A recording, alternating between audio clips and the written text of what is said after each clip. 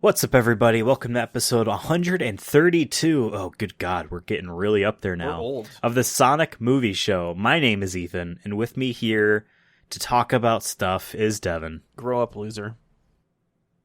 That's I think I remember.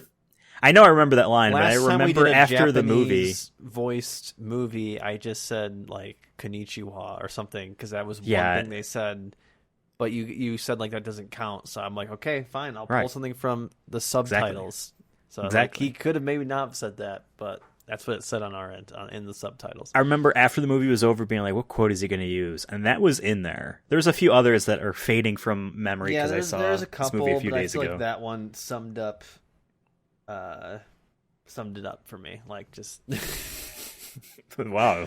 Okay. it was a vibe check kind of for me, and I'm like, and the movie told me to grow up, so I did. Well, I'm actually older now after watching that movie a couple days ago. That's true. I am more mature. You're a few days older. It took a movie like this to tell me. Yeah. All right. So for today's episode, we watched the 2019 animated film. Animated Japanimation film, Dragon Quest Your Story. This in America was a Netflix deal or whatever. That's where you can see it in America.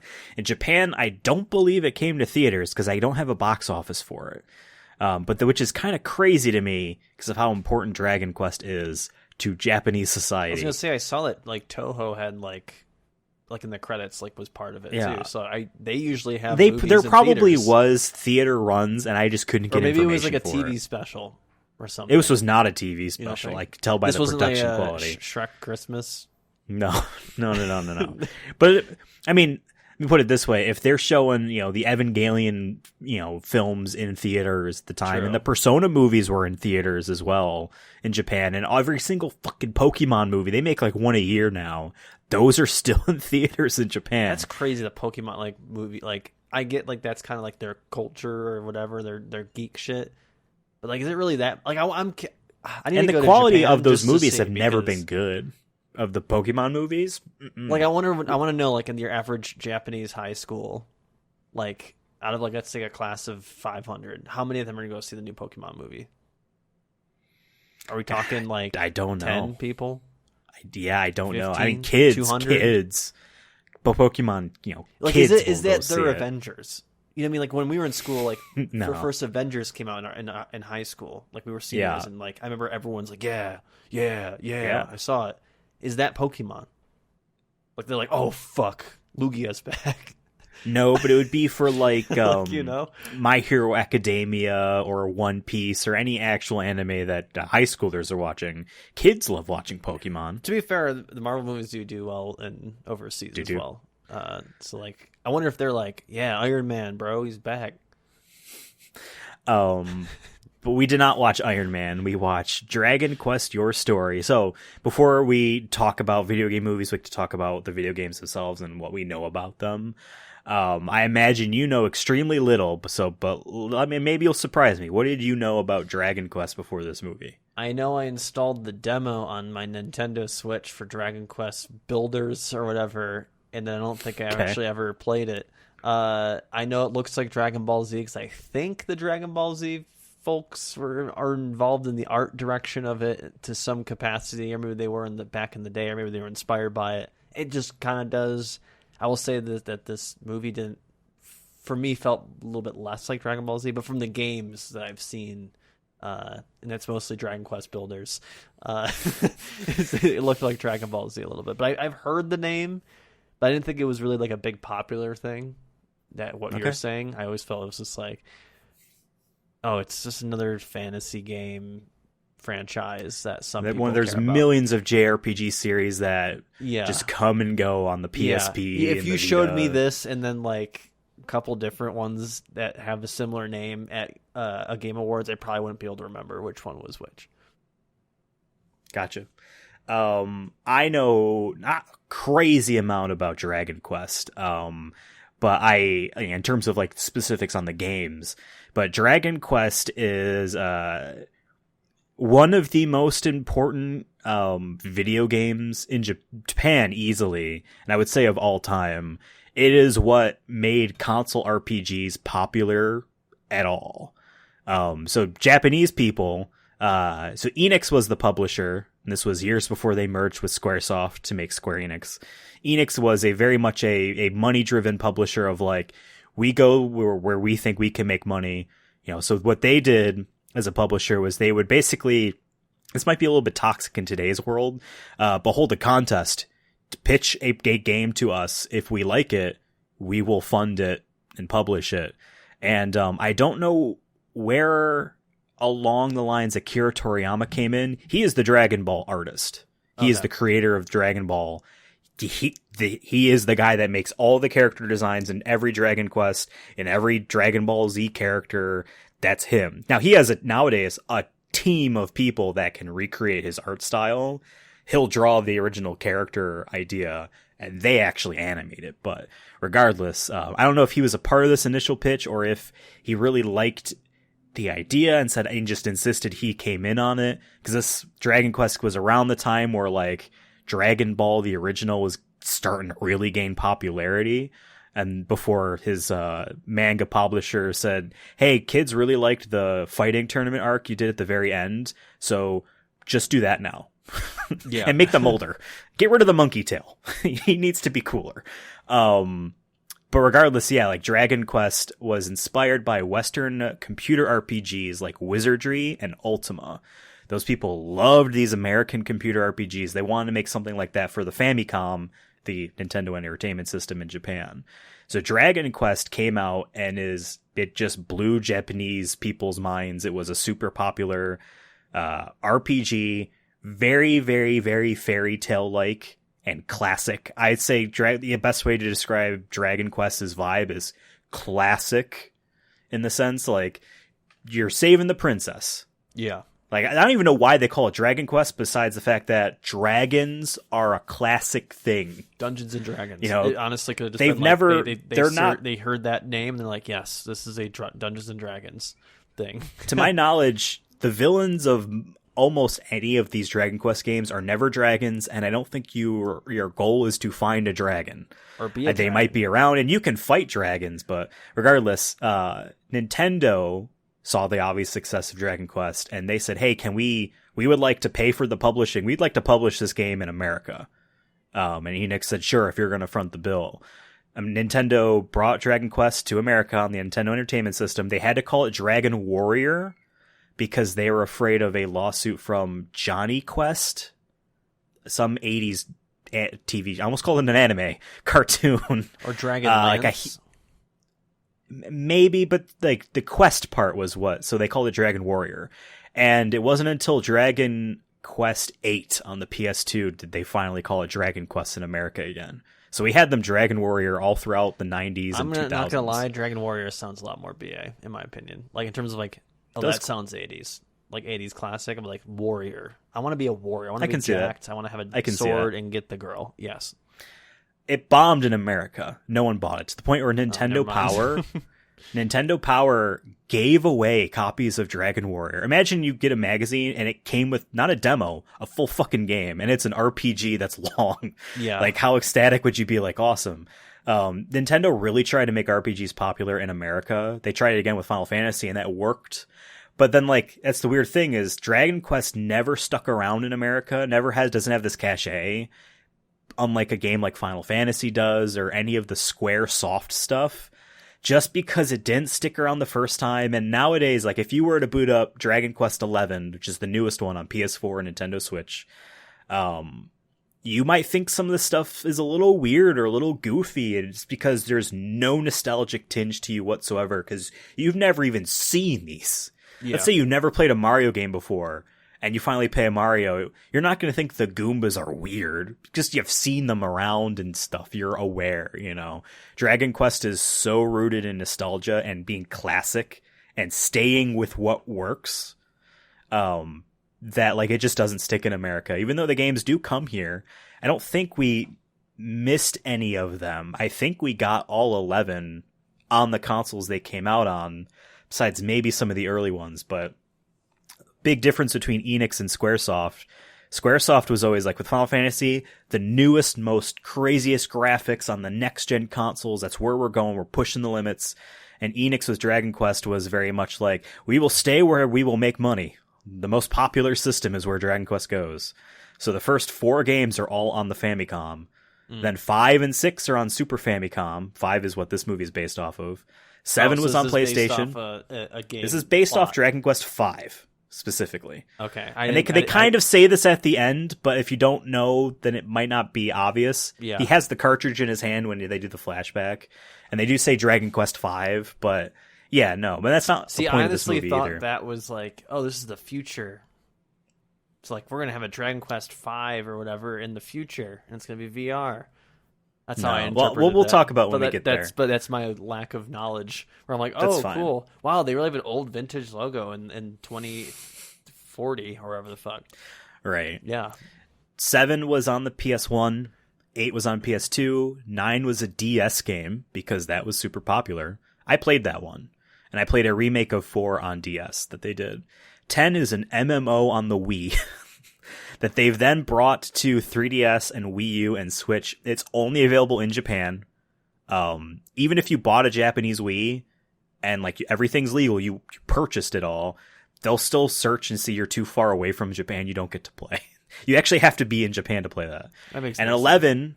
11 was a PlayStation 4 and Nintendo 3DS game. 2 different, completely different games with the same story. And then they did a combined version on the Switch, and then that version then got reported back to PS4. That's the main series. They haven't done the thing that some games do, which they just completely rebrand it and they just call it God of War. Oh God, no. They haven't done Dragon Quest. Dragon Quest. No. And 12 was announced recently, which I'm sure will be a PS4 game. And then where's Dragon Quest Builders fit in all this? So there's lots of spin-offs. I believe 5 was when, I think 5, which is the one this movie is based off, is where you got to tame monsters. That's why it's represented in the movie a bit. There is Dragon Quest Monsters and Joker and this and that. Dragon Quest Builders is obviously a Minecraft inspired thing. There's lots of spin-offs.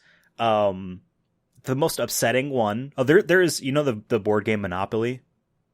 They've ripped off Monopoly several times. Dragon Quest. I was going to say, is there a Monopoly crossover? Yeah. Monopoly has done a bunch of Itagaki Street, a.k.a. Fortune Street in America, is essentially Monopoly.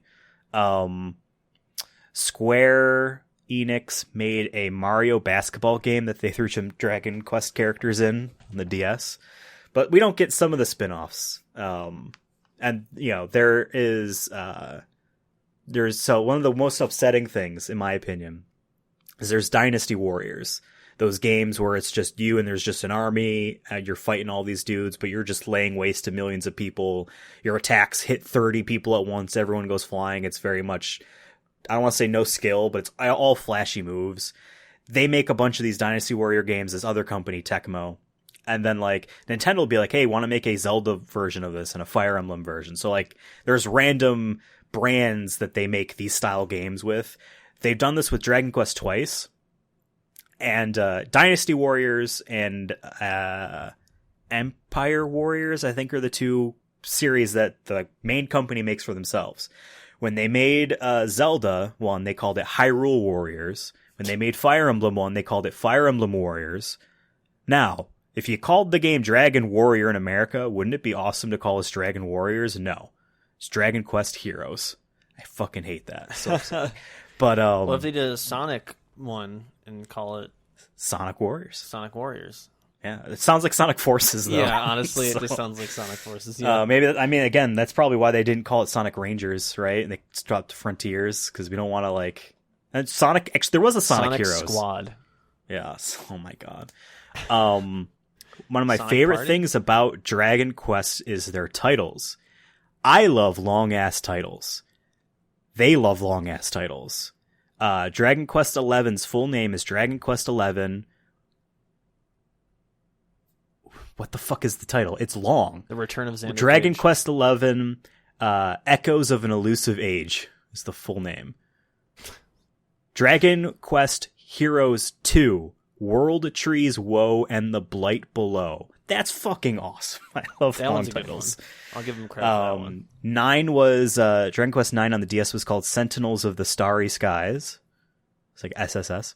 But regardless, Dragon Quest is Godzilla is culture in Japan. Yeah. Dragon Quest, I'm not gonna compare on a granular level. It's in that league.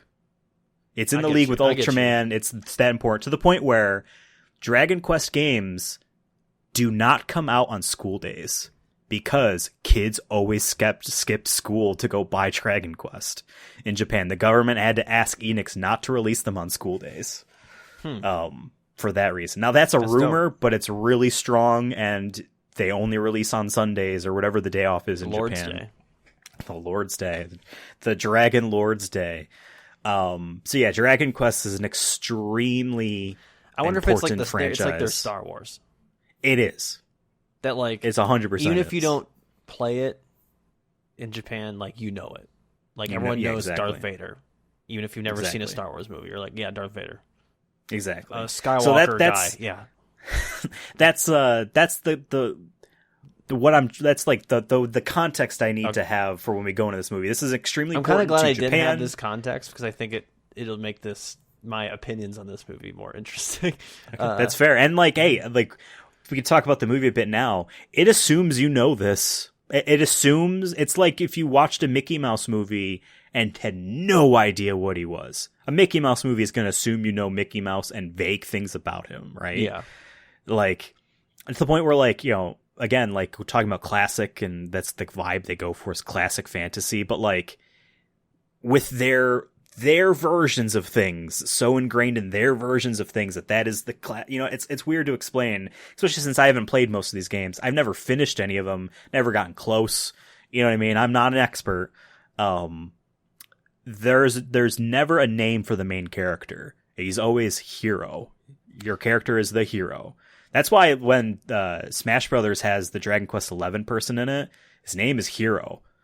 And he has different skins as completely new character models for 3, 5, and 8. Mm. So that dude you in this movie is... customize your character, or is he just... Nope. It's an Akira Toriyama special. Okay. Yeah, and the Dragon Quest XI dude looks like Goku's son Trunks, with the straight flat down hair on the sides. Because Akira Toriyama has 3 faces: Goku, Vegeta, and Woman, and he has a few different hairstyles, some of which are Goku and Vegeta. Oh my god! And Woman, god damn it. Yes, all the women in Dragon Ball Z have the same face. Kind of true. Straight up. It's just a couple lines and an eyeball. That's all you need. So yeah, Dragon Quest Your Story. I did not know why it was called Your Story until the ending of the movie, and I get it now. Yeah, It's culturally important. It's like if Nintendo made a Mario movie, but they are. But it's like the ending of whatever the Mario movie is about the fact that you've been playing these games as a kid and still do. Like, that's what this movie is trying to do for Japanese kids. So, like, it doesn't resonate. I appreciate it. And when I saw that at the end, I'm like, what if this was Pokemon and then this clicks instantly with me, you know, because I've played them throughout the years, you know what I mean? Yeah. But yeah, we can go in, we can do like, I guess, hopping around type of recaps and opinions. We both saw this a few days ago, so I don't have it too fresh in my mind in terms of order of events. But going into the fact that we both did not play Dragon Quest V, and you didn't realize this was based off a specific game, period. I thought it was just a random story. Yeah, like a Detective Pikachu, where it's just like, maybe we have some context from something loosely, right, but it's Ryan Reynolds. Yeah, this is an original story. Yeah, so like, I'm pretty sure this follows that game beat for beat, except for the ending with the virus. I imagine instead of the virus, it would have been whoever the bad guy is supposed to be. I imagine it follows beat for beat the game. I think. I don't really know. So you play as the son who becomes a dad. The son who becomes a dad, who thinks that he's the one, but he's not the one. It's the next one. And like that, if they were to pick a story, that is a pretty good story to do for a movie, I feel like. because the first Dragon Quest was, to my knowledge, very much the king has sent you to save his daughter, the princess, from the demon lord. And like, I think the second one was the same way. That's why when Final Fantasy, the original, came out, it starts that way, ends that storyline really quickly, and then everything changes. That's a way of like, no, we're different than the other guys. So like, that's classic is save the princess from the demon lord. So like, I think 5 might have been the first one to not do that story. Yeah, he doesn't fight the demon lord here, but he fights a minion. He fights the guy that's trying to summon the demon lord or whoever, you know. But yeah, like, this movie assumes... I like that. That, like, yes. It wasn't like, this is the big bad guy. And like, no, he's going to awaken the big bad guy. Yeah. And he's powerful in his own right, but... Yeah. I wonder if, assuming that's the game is that story, I wonder if it came out before or after Legend of Zelda: A Link to the Past, because that was that story too. Is you were fighting this wizard, you don't know what he's trying to do, and then halfway through the game he summons Ganon, the boss, the bad guy from the first game, and like, you know, and his change is like, oh, interesting. This movie assumes that you've played Dragon Quest V, because it speeds through a lot of shit at the beginning. I appreciate that it opens with the in-game graphics of the time.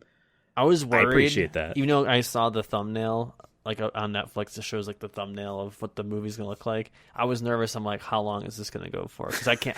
I might as well watch a Let's Play of a Dragon Quest game. Because I'm like, and it went on for a little bit longer than I expected. And I'm like, I got a little nervous myself. I won't lie to you. I knew it wasn't. Is it gonna be half of this and then it's gonna change? Because I remember you text me beforehand being like, oh, there's some like weird shit in this. I'm like, oh, so this movie, it goes in wild directions. I was not expecting most of this movie to talk about marriage and love. Oh, and by the way, they did a good job of me. Like, I was when he sees the princess, right, and like he finds her cute, right, but like he's like, I don't know, I heard like we talked in like, you know, high school, but it was like whatever, right? But then there's like his one friend who's like the real one the whole time, and I'm like, bro, you're going to the wrong girl, and you're missing her. I was calling it the entire time, and then when it finally happened, I'm like, thank God he made the right decision. Yeah, and that's a decision in the game. I guess you can pick Nira or Bianca, and that's, you know, at the end he's like, I think I'm gonna go with Nira this time because I always pick Bianca, and just Heart of Hearts. Game wouldn't let him. Yeah, I appreciate that. But fuck that guy though. Basically he's just like, he's terrorizing his entire town. Yeah. Keeping his daughter hostage until... Oh, yeah. Men. Whatever. I know, right? In terms of voice, though, because I looked at the IMDb page, because I'm like, man, our main dude here, Luca, he sounds very familiar. He's Yuri Lowenthal, he's Spider-Man in the PS4 games, and he's also... he's Yosuke in Persona 4. Our boy. Yeah, your boy. I don't know why I said it like that. But everyone else, like, yeah, like, Steve Blum, I think voiced, the virus at the end. He is the Toonami voice. He's also the voice of Spike Spiegel in Cowboy Bebop, the original, and he's in a shit ton of anime. But everyone else, I'm like, they're new age anime voice actors. I don't really recognize some of these people. But yeah, so we really jumped through a lot of stuff at the beginning. I from what I could tell, speeding through it, maybe it's what the game does too. You as the boy are with the dad, so Luca's with his father doing all this stuff, and that's when the haunted house and Bianca, Nira was probably in there somewhere that they met her, and we sped along through that. I don't, because like I'm remembering back to the game graphics when we see her, and it implies that they've known each other. I'm like, when was this? Yeah, but I think it's just the movie assumes you've played the game, because it assumes you have the cultural context of Dragon Quest, and 5 was a very, very like popular one. I was gonna say though, like not knowing anything though, I do feel like the beginning was paced super quick, like very. Yeah, I don't really. It wasn't great. But at least like it wasn't. I felt like everything. What was important to pull out of it. I think that at least they made that clear. and then when they went back, because there's a lot of time jumping towards the latter half of the film that I'm like, okay, yes, I remember that. Okay, that makes sense. Oh, that's what that was about. Okay, the orb thing. Okay, yeah. Yeah. When this random dude says, "That's a cool orb you have," and then we just cut to the next scene. I'm like, oh, weird. Okay, but this movie's been choppy like that, so whatever. At least they like the important stuff was memorable enough that like it didn't feel that bad towards. I feel like it kind of paid off towards the end of the film. I feel like it made it more exciting, and it's not as a straightforward film. Like, regardless if it felt choppy, at least this wasn't like another. Like, we've watched some video game movies where it's start to finish. Where the boring shit is what they show. Yeah, you know, start to finish is boring, or just too much trying to do this or that instead of just focusing on the core concepts, which is what I feel like they did throughout. Like, this felt like a they fantasy. definitely picked the family aspect and said, yes, we're gonna make this the more important part. We could easily spend them like the whole fucking 2 hours the one time you go in a dungeon and it's just action. We could do that, but let's try to find the through line, which makes me think that 5 was special because it had an aspect in that story that the previous 4 might not have, I'm assuming. And that's why like, oh, this is great, we can go with this. But yeah, like I'm okay with the choppy beginning, because what they don't chop with, you know, like the rest of the movie is all stuff that I'm glad is like that, when like we could have had a lot of slow build up to it that is unnecessary, you know what I mean? So, but by the way, I wanted in terms of the choppiness, I love that like they get married, him and Bianca, and then like she's pregnant. And yes. And what's crazy is like there was one more scene before she's pregnant. And, like, there was some weird, like, implied, like, not love making, but, like, as if they were hanging out a lot. And I'm like, what's next? She's going to be pregnant? And then all of a sudden it cuts it. I'm like, this is like a fucking, like, one of those, like, family or life insurance commercials where, like, it, like, you're going through all your stages of life. You never know when you need life insurance or something like that. Exactly. Yeah, it was about the time where I realized, man, this movie's spending a lot of time about him. It was when the witch was there, and she's talking about like, oh, you don't actually like Nira, which you I gotta thought trust was yourself. cool. That's when I texted you like, wow, this movie goes in wild directions. I'm assuming this was going to be like a we gotta stop the bad guy type of movie for the most part. It really wasn't until like the later part of the movie. It was more of just even then, it still felt good. Like I will say, compared to a few other games and video game movies, our villain plot, and what I mean by that is how it interacts with the actual story going on, is it pops up in a consistent enough rate that it doesn't feel like we had a movie and now we're doing something else with a bad guy. It feels like it's going there. So I appreciate that too. I want to say, first off, I really, really wanted to grab a pair of scissors or some garden shears and cut that bad dude's chin off. I don't know why, but that was my, I really want to cut that fucker's chin off. I loved his design. He didn't have legs. Yeah. He was essentially floating arms. And torso. Can I also, maybe we take a segue from, I don't even know if we were on a track anywhere. I think this movie's gorgeous. I think this was a very, very good looking movie. I like anime. This is an anime film, a CG animated film. This is something that like only within the past like 4 or 5 years has there been any of them that are actually good looking. Like it was just not possible. Like it just, I guess, takes a lot of budget, or I don't know how they do it, or maybe there's some like, no, anime must be 2D, so there's just people don't try in some studios. I don't know. Because there are Studio Ghibli movies that aren't done by the main dude that are CG 3D, and they don't look good. Not like this does. So I wanted to throw that out there. I knew going in that it was a good looking movie because I've seen some of the stills, but seeing it in motion a lot, I'm like, this is a good looking animated film. I think you could throw this up against a DreamWorks film. And this would hold its own easily. The aesthetic they were kind of trying to mix with, like it was both an anime film, but also trying to do a DreamWorks film. For me, there were some shots I feel like weren't. Maybe just it's the design that I'm just not used to.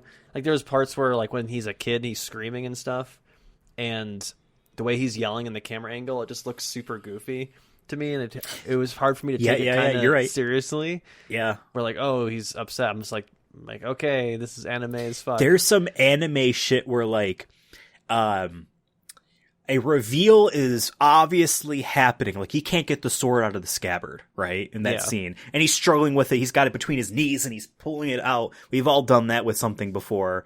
That sounded really wrrong. Like we've all done that. We've all done that. We've all struggled to get something out, and we've had to break, and like we cut to Bianca and the lion and the slime, and like it looks on their faces as if they're like, oh man, like we're realizing it, and as soon as he's like, I can't get it out or whatever. Then it's like, what? Like, this movie does some of that very anime shit where it's like, it's a cultural thing, but it's like, maybe I'm assuming that it's not being played for laughs, and it is, now you realize it as soon as he said it, and not me watching this man struggle and not get it out, and me just realizing then. Yeah. It's when he says it that I'm like, oh. But like, you know what I mean? Like this movie has a few parts like that. Anime comedy bit. I think it is. Like if you don't have that at least once during your anime, it's not an anime. Like it's like a required. His movie does it like 4 or 5 times. Yeah. It's like the wide open jaw drop. Like what? I'm like, okay. I also thought the horseman, he was making me laugh. Like I'm like, is he supposed to be scary? I'm like, bro, I'm laughing. You look ugly. Like, I bet the Akira Toriyama pixel art of the man of the monsters probably maybe looked scarier. Because I'm like he looks like it. He looks like a Nickelodeon like Fairly Odd Parents like villain of some sort. But they're very memorable. You remember those two henchmen when they come back, and they kill his dad. Homie died to that horse thing punching him. It was funny.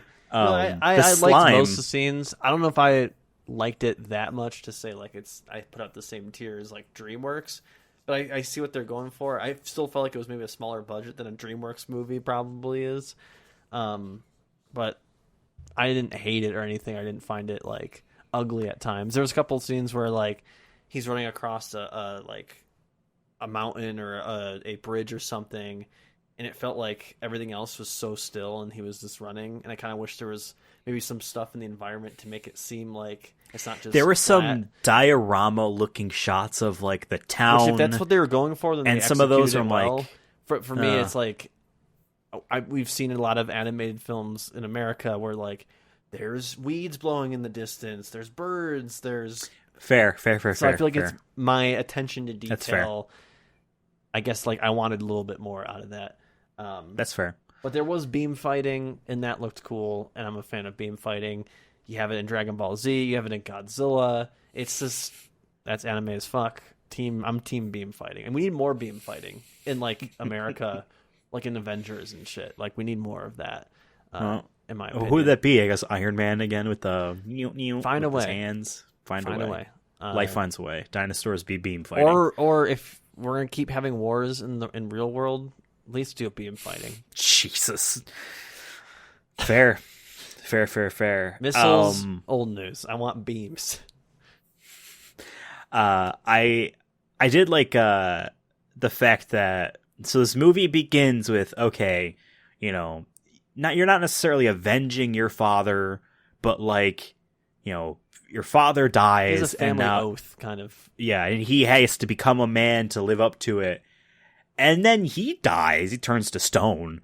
And it's like, oh, now it's the kid. So I'm like, wow, okay, when that happened, I'm like, wow, it really turned him to stone. I wish they were dead, though. I was like, I wish it was darker. I wish like the kid didn't have no That's what I assumed at first, was like, wow, he died. But then when Bianca dies, the bad guy, forgot his name, he's holding her over a cliff. And then he puts her down somewhere, and that made me think, okay, they're not dead, because if she was, he would have just dropped her. He said this is one of my worst pieces. He would have immediately dropped her. I thought she was going to shatter. Yeah. I think he should. But no, he brings her and puts her down somewhere. He's pure evil, but he's not evil enough to do that. That's why he has someone above him, because he's not willing to kill. Fair. I think also there is that back of the mind plan of like, she is a Zethurian. I think that was the name. Yeah. Of their human race or whatever. He probably thinking if I need, I can undo this and use her. In her blood, and she can force wheel. Probably. I like the fact that our person wasn't the hero. He wasn't blonde enough or whatever. I feel like it's weird to bring your 8-year-old kid into battle, the final boss, but you know what? That kid had better moves than you did, so yeah. That scene, by the way, when he first turns to stone, and it like does like the flash forward. I wish there was one scene where someone's graffitiing him. I think that would have been hilarious. A dog pissing on him. Yeah, like just because he goes through all the seasons. There's like some moss or grass, or there's some birds. There's I think the horseman walks by. I would like to have someone go up there, spray paint like an Anarchy logo on him or something. Yeah. I'm surprised at how not decrepit, but like he was just left to nature. They lived, that was close by their home. It wasn't that you know far. What I mean? It was like maybe and a the half kid mile. knew that he was there. He knew that was his dad. Like that's he went to get the scepter, I guess, which unstones you.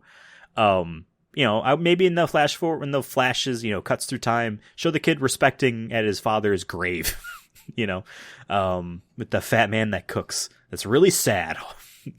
Or it cuts to two people like having sex in the back. Oh my god, on a picnic cemetery. or something. Yeah. I just wanted more like reality in that part where I'm like, it's not just people are crazy. We need someone pissing on them, graffitiing, and then someone banging in the back. We need those three things. There was a part. So we've neglected the part where he was a slave for 10 years. Oh yeah, with his green-haired prince friend. Which, by the way, like in this world, you genetically have green hair, and that's kind of dope. Hell yeah. He didn't die that. Yeah, it's anime, yeah. It's anime. That's the hairstyle that the Dragon Quest XI guy has, but it's purple. Or maybe it's brown. No, it's brown.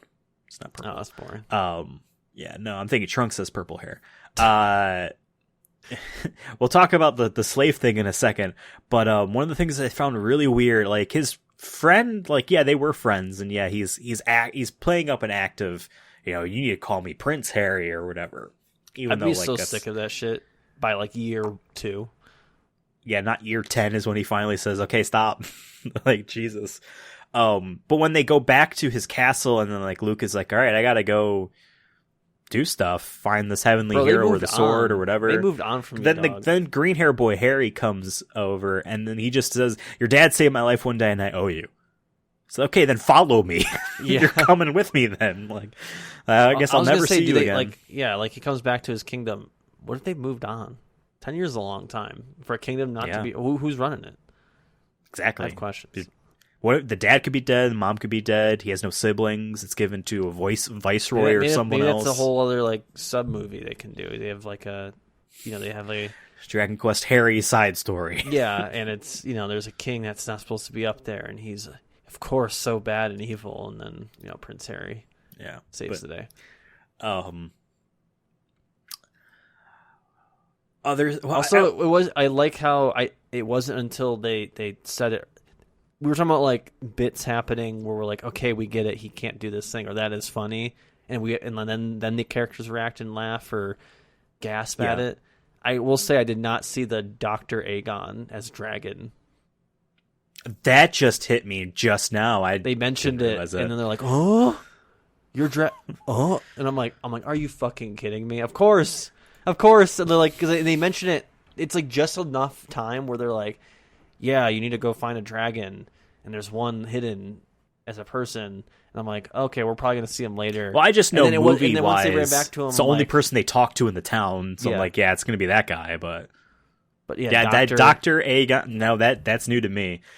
But I do love know that what when you're he's a dragon, talking about. He has a pierced earring. That is fire. I love that shit. And he's like, I still got really big. I still love that he has his piercing, even as a dragon. Dragon. He was a fun character. I liked him. Cool. They kept calling him Stinky. Also, like that shot of the sewage, gas coming out of that grate when they talked about how are we going to smell bad. I'm like, that really did affect me. I'm like, maybe you should just risk it.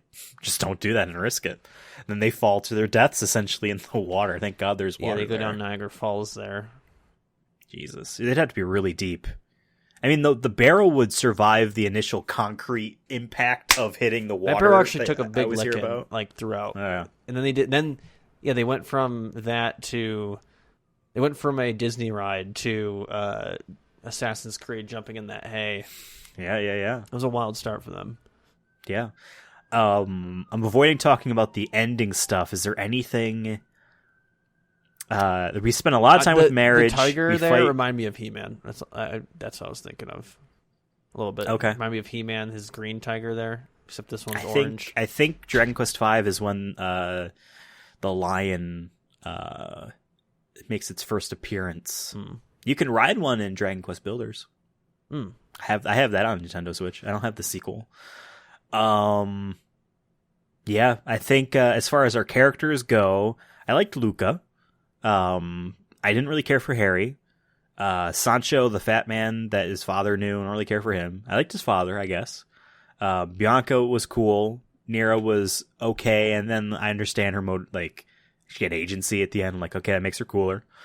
Villain I liked. She's a killer dad, though, in my opinion. Dad sucked. All you gotta do is drop some poison in that water.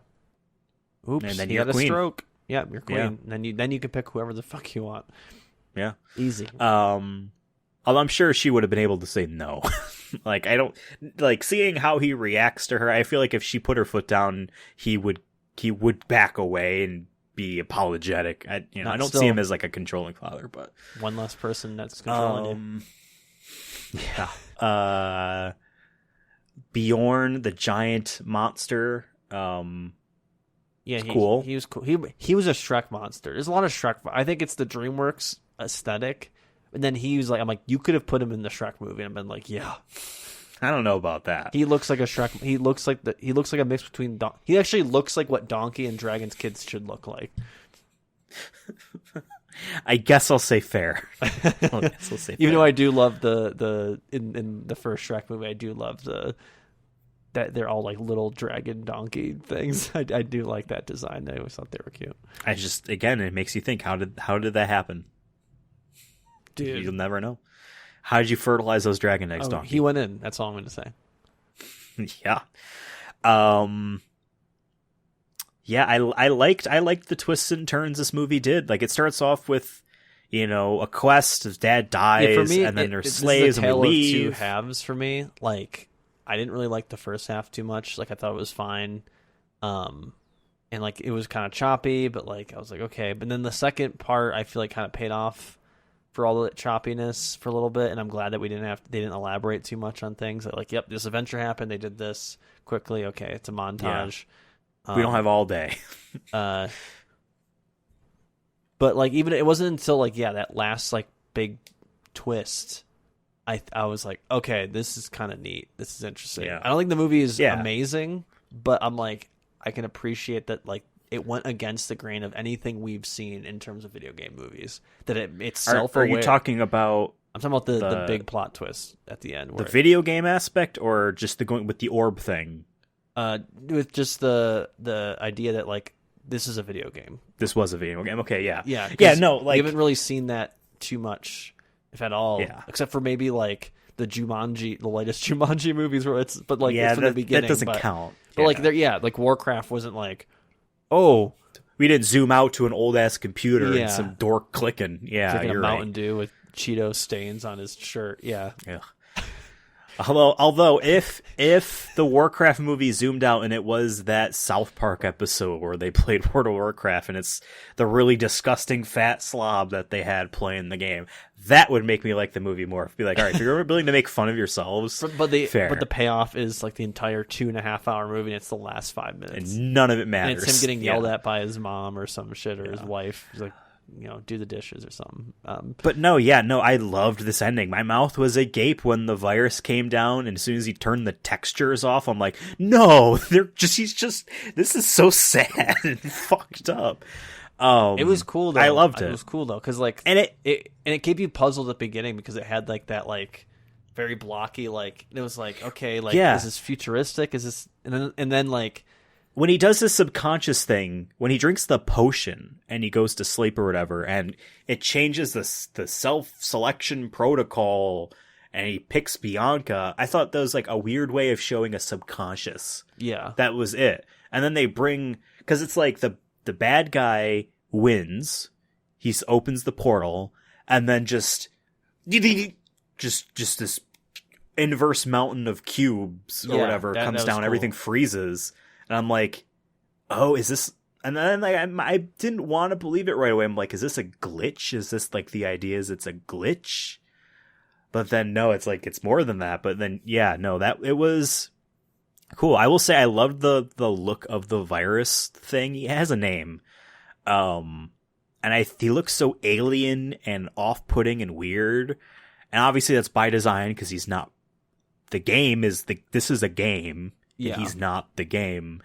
I wouldn't be surprised if he was not drawn by Akira Toriyama and they had someone else draw it to really make it feel alien, you know? Yeah. I think it did feel that way. But yeah, I really loved I kind of loved his speech in a kind of fucked up way where he's just he's trying to say like he kind of like I wish if this movie was made like 2 years later he'd been like go touch grass. That's kind of the vibe I got. Where like I don't think it's their direct message they're trying to say. They were just it's what's the villain is saying. We have to keep that in mind. Yeah. Like the movie's message comes when Luca responds to him. He talks about no, these games were real. I played them all as growing up. These are real to me. You know. The adventures I had felt like to adventures. Me, like the general message I pulled from it was it's like for me like art in general, and I think art can be both. I think this is a positive and negative depending on how entwined you are with it or how you look at it. Positive is that it's always there for you. It's not going to change in any way. Like art in itself, like music, like every time you listen to a song, it's the same song every time. The energy is the same energy. So no matter what you're feeling or going through, you can put on that song, play that game, watch that movie, read that book, whatever it is, and it's going to be there kind of for you. But I guess like that's why I feel like when he came and they were showing it in VR and stuff, it kind of was giving the vibe of like, oh, but don't play too much because you'll just alienate yourself a little bit. Maybe. I don't think it's the message you're going to, but that's what I was thinking about. Where I was like, see. I think sometimes if we are constantly consuming things, and then that becomes almost that's where the addiction part maybe comes in, or it becomes too much of your life that we're not doing other things that we need to do. Not that's saying what the message was, but that's what I'm thinking. That's like the overall thing I was thinking about, where it's like, alienation I think is a huge issue in our current world, and I think art sometimes is good to help fight it, but also sometimes promotes it because it's easier to distract ourselves from our current reality and not do anything about it. And instead we'll just be like, oh, I'm just gonna hide away and watch this movie or go in VR and imagine a different world. So I think it's that kind of like that's the kind of stuff I was thinking about after like watching this whole thing. I gotcha. But I do like that it was more of a positive sentiment. Yeah, that these characters have an impact on this person who's playing the game. And like I've played more video games than you, I guess. But obviously, even you still easily have like what does Pokemon Silver mean to you? What does this like? Those felt real to you as a kid. I like Ocarina of Time, Legend of Zelda: Ocarina of Time, 1998, Nintendo 64. Like that was what this game was. What this movie was showing me of like, yeah, no, I went to those towns. Those were real people. I was scared walking around in the overworld at night because skeletons came out of the ground. I was scared. Not scared for the character. I was scared. You know what I mean? Yeah. So like your story. Exactly. And that's what for me the message is. I think fairly clearly like these like this is a constant in your life, and it's like blips as you go on. A release of a game, they show him when he gets Dragon Quest V, and they show a Super Famicom and he's blowing in the cartridge, and then we cut and he's playing Dragon Quest VIII on his PlayStation 2. There's a PlayStation 2 there. Both Nintendo or Sony are credited in the credits. And I don't necessarily think they would have don't put us in there if you're putting in one of our competitors. I don't necessarily think that they would be like that. But if they were, Dragon Quest would be the thing that they would just say yes to no matter what. You know, you can have a Nintendo and a PlayStation in the same movie. It's cool because it's not like they were off brand. Like that was a PlayStation 2. Yeah. That was a Super Famicom. He was holding the cartridge. Wasn't the Walmart box. After the movie was over, I started digging through my box of cartridge games because I swear to Christ, I bought Dragon Quest V on eBay for Super Famicom because I own Final Fantasies 4, 5, and 6 on Super Famicom, you know, Japanese Super Nintendo. And I'm like, I swear I bought a Dragon Quest game 2 from the same person. I can't find it. So I swear I own Dragon Quest V. Never played it. But yeah, no, like, and it's like, you know, so they show him, you know, as a kid getting it. They show him when as a young man playing at the PlayStation 2, Dragon Quest 8. I think it was something in the Cursed King, I think was the name. And then they maybe show something else as well. But then, like, yeah, and like he's an adult with a job, and he went to this VR arcade to play one of his favorite games in a new way, type of thing. Yeah. So like the message for me is like there's always this constant in your life that evolves with you. You know what I mean? This is an evolution of something he played as a child. I don't necessarily see it as if he was addicted. I understand you're not saying that that's what the movie No, I don't was think saying. it was trying to say. It just made me think about that. Like, in terms of consumption in general. So for me, it was a very warm, and obviously this is, I don't want to say it's propaganda by our products movie because of the cultural impact of Dragon Quest in Japan is a little bit above the crassness of how you could view that. But it is still also, I guess like, they and could will have always scene still where be with everyone's playing it. Then I think that would have been a little like, yeah, like, or like there's just a line that's infinitely or long it ends. of the It ends with GameStop. a trailer. It ends with a trailer for Dragon Quest 12 or something like, and buy the next There's one. a QR then code that would pops be like, up. Okay. But yeah, I honestly I loved it. I like the fact that the VR attendant asks him what he wants to name. He says Luca. I always name my characters that. I'm like, yeah. I don't know if that's his actual name, but I named all my Pokemon dudes Ethan. You know what I mean? This is not exactly the same thing, but you know, people are like that. I stick with this name. You know, I always, you know, do this or whatever. I like that. I do like the fact that he said, number one, this is a regulation nightmare. I don't know if you caught it. The VR attendant said, your memories will be temporarily wiped when you go in here, so you don't remember yourself. Who had to test that shit first? Who had to test that shit first? A virus got in there. You know what I mean? Like, they could, like, that. That is, you can do evil imagine shit this. with that. That's like you could have psychologically broken people. Like, the person could come out a vegetable. Yeah. Because he saw his wife and kid turn to gray blobs, drift away. His arms passed through them because he turned the collision off. You know what I mean? Like, that would break someone. But then, you know, there's the antivirus and or whatever. But the hidden as a slime.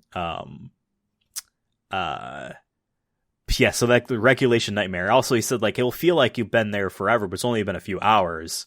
Well, actually, the virus said Which, by the way, I just feel bad for that. Makes me think about the chopping forward. The attendee has to sit there and wait for this guy to go through for hours. And you probably only get, like, what, 5 customers a day then? I'm sure it's an expensive-ass arcade. I know. It has to be. I just want to say, though, not that because, again, it's been a couple hours of him playing. So he just remembers the fill in the blanks. Dude, well, yeah, I thought about that too. They probably, just like you do the COVID test stuff, like, just prove that you don't need to pee. I don't know. Don't piss in our booth, please. Regardless of the fact that he didn't actually play these parts, dude still has memories as if he did it. He basically had a VR game where he was a slave for 10 years and had sex with the childhood friend within a kid. Imagine that. Just like, be a slave for 10 years in this game. I don't want to do that. Yeah, is that a cutscene or a actual in-game? Yeah, that's a good question because they didn't really establish that. Like, again, how I view it is the stuff we saw in the movie was stuff he played. And like the implied stuff in between is they fill in the gaps in his memory. So he remembers being a slave for 10 years. The cutscenes because that would have been brutal. Okay, press the A button to push boulder. for 10 years. That's when I uninstall and ask for a refund. Slavery simulator. But that's the thing. You don't know you're in a game. Remember, he doesn't know he's in a game until the virus jogs his mind. Here's the question for you: would you play a game like that? That wipes it. Yes. No. If it was a game, if this was the way this is pitched, here's a game from your childhood. You can play it in real life. Essentially, I already go to work. I would say yes. 40 hours every week, and I'm going to do that until I'm 60, and then I'm going to die. I don't want to spend 2 hours in a game where I have to push. Hopefully, it's not. If I'm assuming playing this game, I'm not doing a game where I have to push rocks for 10 hours or pull things. No, this game better be like you had like short this is term. also the psychological nightmare. It's got to be like a movie. If it's like a 2-hour movie, but you play in the movie, then that's cool. I would do that. Here's the thing. Here's the thing. It's not that he was in there for a couple hours. That doesn't matter. He had 20-something years of a life he experienced. And then he comes out at the end. But there's a lot of trauma in that, and I don't know if that's worth it. Again, it reminds me of that Justice League there's gonna be video game trauma cartoon episode. That's going to be a whole new thing. Where Superman, Batman, Wonder Woman have these intense dreams, and Superman says he has an entire life on Krypton with Lois Lane, and he has a kid, and when he realizes none of it's real, and everything starts to fade, and his kid that he's had a life with fades from his arms, and he cries and says, "I know you weren't real, but you will always be real to me." I'm like, that's what this game is to anyone that plays it. There's too much. He has a child. There's too much emotional. Yeah, it's. But then, you come out a different person. You come out a different person. That's you know. Let's just say right now, they lure in all these nerdy dorks that aren't contributing to society or whatever fucked up thing we want to say. They aren't contributing. Put them in the VR simulator. Yeah, they love these Dragon Quest games. The Dragon Quests. We're gonna throw him in there, and he's gonna come out and realize, he needs to make a baby to contribute to our society or whatever. He needs to make another worker for our beautiful country. Jesus Christ. Yeah, I don't know. The more I think about I'm like, even the positives out of it, the negatives are starting to weigh on me. I'm like, there's emotional damage. Because then that could be done. Okay. You do this whole game. You come out the end, however you come out, right? Uh-huh. What's to stop you from playing again? That's and really you go through the whole thing again. Keep doing it, and then you're addicted to it because even though it's a couple hours, your life is growing by years. You're experiencing 20-something years every single time you go in. I don't have any scientific proof for this, but I'm worried that living other lives that are around the same length of an average lifespan would fuck up your memory. That you wouldn't remember shit from your own actual human body childhood because you're going to remember another childhood in which you were a barbarian son. Right. Or then you get in the worst part is okay, what if you're old and you start getting Alzheimer's and shit, you're going to be like, Luca? Where's Bianca? Grandma? What's a Luca? They're like, oh, sorry, I had a VR flashback. Now, what if your life sucks? And you're so miserable and upset, and you're poor, and you have nothing, but you can afford this probably $300 VR game. But still, 2-hour, $300 experience, yeah. I mean, still, but again, I don't care about how long you're physically in the unit. Your mind perceives 20-something years of existence.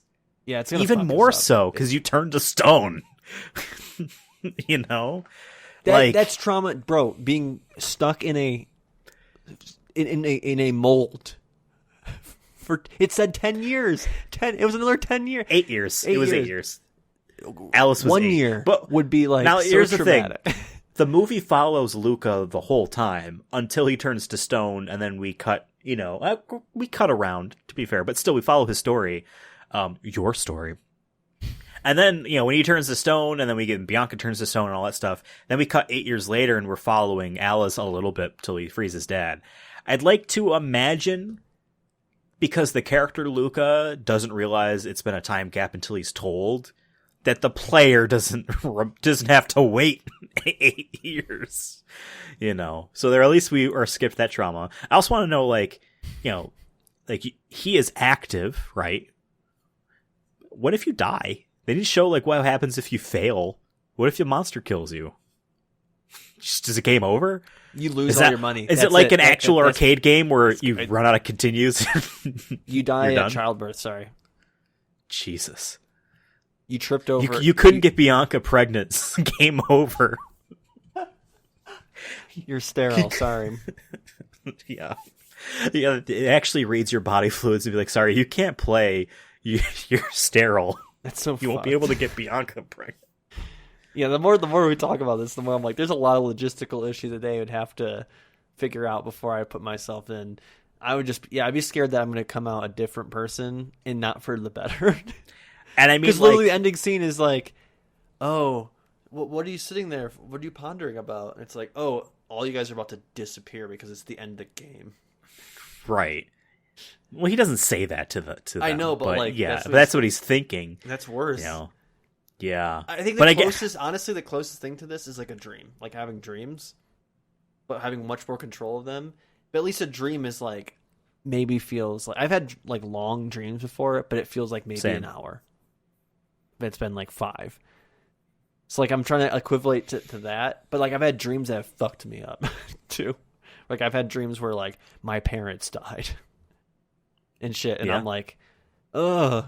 And then I still have these images in my head years later of just something that didn't happen. So I'm like, if you're putting me in a VR where it's gonna be much more physical, it feels like, and emotional, I don't know if I could handle that. Do you think he went back? Did they? I think they implied he kind of did. That he was. Did they? I think he.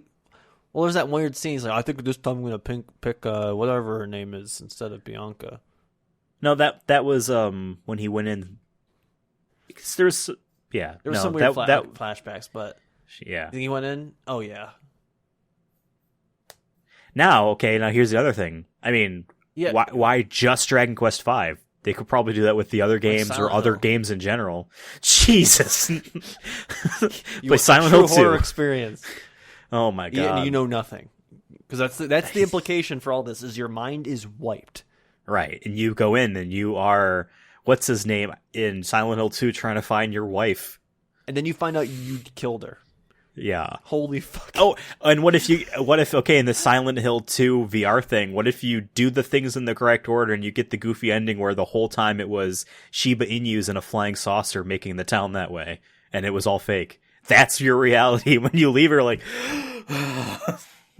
yeah, they would need like a counseling office right next to it. And it better be goddamn free. Imagine being a QA tester on Dragon Quest V VR. There's not enough money. There's not enough money. It's not worth it. Wow. There is an anime called Sword Art Online that is a VR MMO, but everyone that goes in gets stuck in there. And if you die in the game, you die in real life. That's also scary. That might happen. I don't know. It's supposed to be a good thing. Like they're stuck in there. It's like having a dream and like you have a stroke in real life. Can I tell you my funniest existential horror dream? Go ahead. I had just seen the 2007 film Cars. Uh-oh. And I go to bed that night. And I have a dream.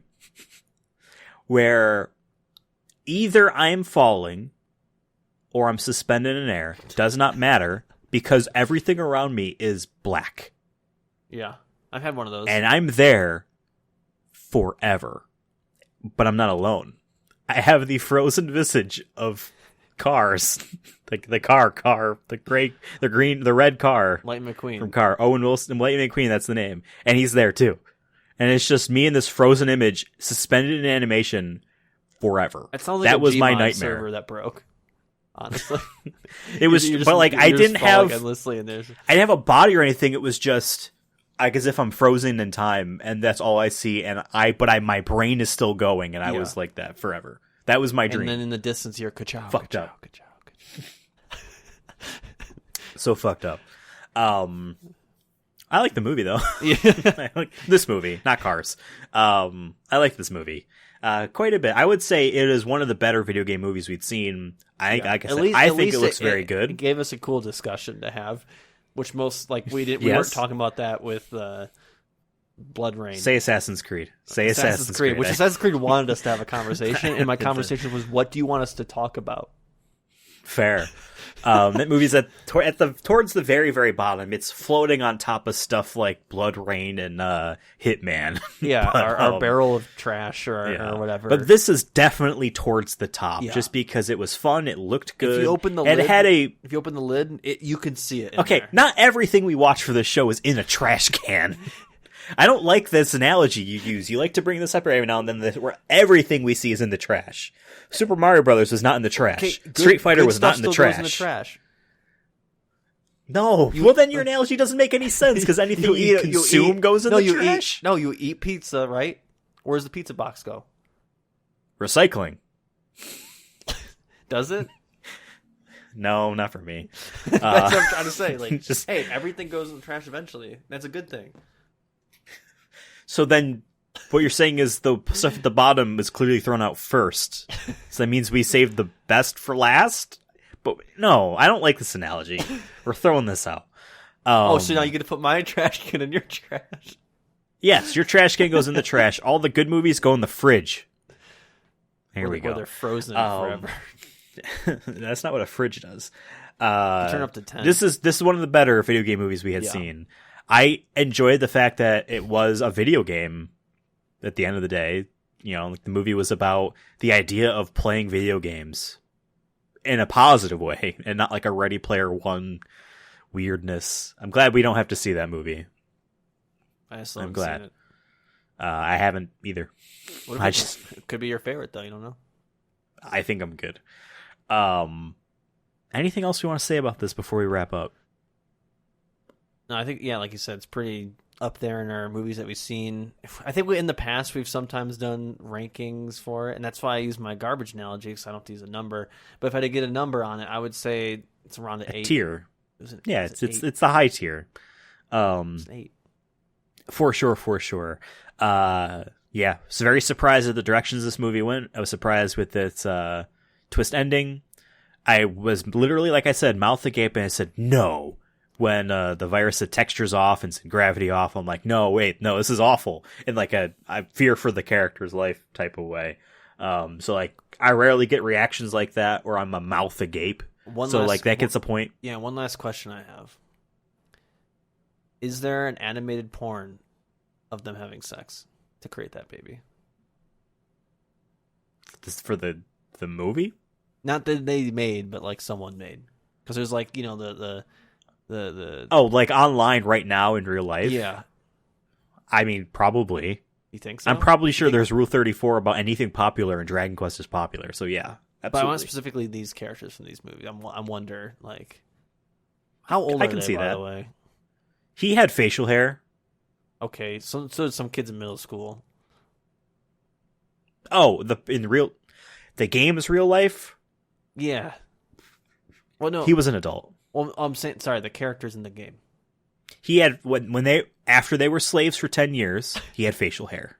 Okay, because I was trying to do the math, because technically, if he was like 6 when his dad was killed, then he gets enslaved, 10 years, he's 16. And then they do some time jumping, but then stuff he gets a little frozen, bit. And he comes out, and he could be, he's 16, and he has a kid who's 8. Japan has different age of consent laws. True. Not that I'm saying I agree with them, but that's just culturally, But the idea of that you're frozen at pretty young, right after you have a kid, and that kid grows up, and then you're like, there. What if it was his age? At least they didn't make him his age, because that would have been more fucked up. Oh, hey, Dad, I'm older than you. Mean, if you're thinking about losing time, he was a slave for 10 years. He lost half his childhood. So, he also lost his dad the day he became a slave. Yeah. He's stuck with some green-haired prick. We're on Twitter. Follow us on Twitter at Sonic Movie Show. Follow me on Twitter at Ethan, absolutely. And follow Devin on Twitter at CursonaFun. The show is also on TikTok. Not the show, but we're on TikTok at Sonic Movie Show. The show is on YouTube and a variety of podcast services, so check us out in the places that you like to check us out on. Clearly, you already are. We're in the metaverse. But like and follow and subscribe and all that jazz. Click the bell. Thumbs up after you watch the video. Apparently, that actually helps the algorithm more than thumbs up before you watch it, or just thumbs up and not watching it. Probably. That's what I've been told, but like, who fucking knows? We'll see you next week for another episode of Sonic Movie Show. Ka-chow. Life is a highway.